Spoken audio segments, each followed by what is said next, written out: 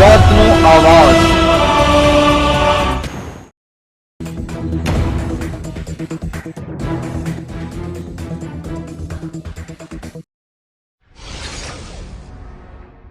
ભરૂચના ટંકરિયા ગામમાં એક મકાનને તસ્કરોએ નિશાન બનાવી 30 લાખ ઉપરાંતની મત્તાની ચોરી કરી ફરાર થઈ જતા ચકચાર મચી જવા પામી હતી।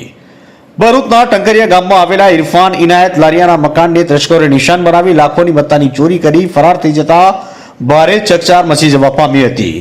પ્રાપ્ત માહિતી અનુસાર પાદરિયા રોડ પર રહેતા ઇરફાનભાઈ તેઓના પરિવાર સાથે ગતરોજ સવારે આછોદ લગ્ન પ્રસંગમાં ગયા હતા। ત્યારબાદ તેઓ ટંકારિયા પરત ફર્યા હતા અને ગામમાં પણ એક લગ્ન પ્રસંગ હોય ત્યાં ગયા તો તે વેળા સાંજના 6 વાગ્યાથી 9 વાગ્યાના સમયગાળા દરમિયાન કોઈ અજાણી ઇસમોએ તેઓના નિવાસના પાછળના ભાગેથી ઘરમાં પ્રવેશી 44.8 તોલા સોનાના દાગીના તેમજ રોકડ રૂપિયા 4,65,000 મળીને કુલ 31,53,000ની મત્તાની ચોરી કરીને ફરાર થઈ ગયા હતા।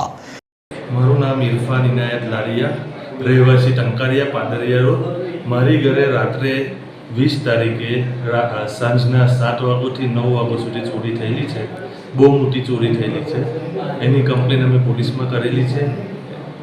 અંદાજિત કેટલા છે? હા, અંદાજિત 60 તોલા જેવું સોનું હતું, 4.25 લાખ રૂપિયા જેવું અંદાજિત કેશ હતું ને ચોર ટેરિસ પરથી આવેલા, દરવાજો તોડીને અંદર આવેલા। હા, તો તમે જ્યારે આવેલા ત્યાં ઘર બંધ હતું? હા, ઘર બંધ હતું। એકચ્યુઅલી અમારી ફેમિલીમાં શાદી હતી તો અમે લગ્નમાં ગયેલા, એટલા માટે ઘરમાં કોઈ ના હતું।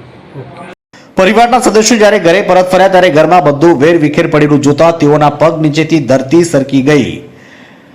ઘટના સંદર્ભે ઇરફાનભાઈએ પાલિત પોલીસને જાણ કરતા પોલીસે ઘટના સ્થળે પહોંચી તપાસનો ધમધમાટ શરૂ કર્યો। ઘટનાની જાણ થતા ભરૂચ નાયબ પોલીસ અધિક્ષક સી.કે. પટેલ તેમજ એલસીબી પોલીસ પણ ઘટના સ્થળે દોડી આવી તપાસ શરૂ કરી છે।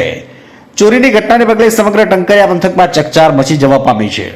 ત્યારે હવે જોવું એ રહ્યું કે પોલીસ તસ્કરોનું પગેરું મેળવવા માટે કેટલી ઝડપથી સફળ થશે તે આવનારો સમય જ બતાવશે। માજથી મોહસિન કારાનો રિપોર્ટ।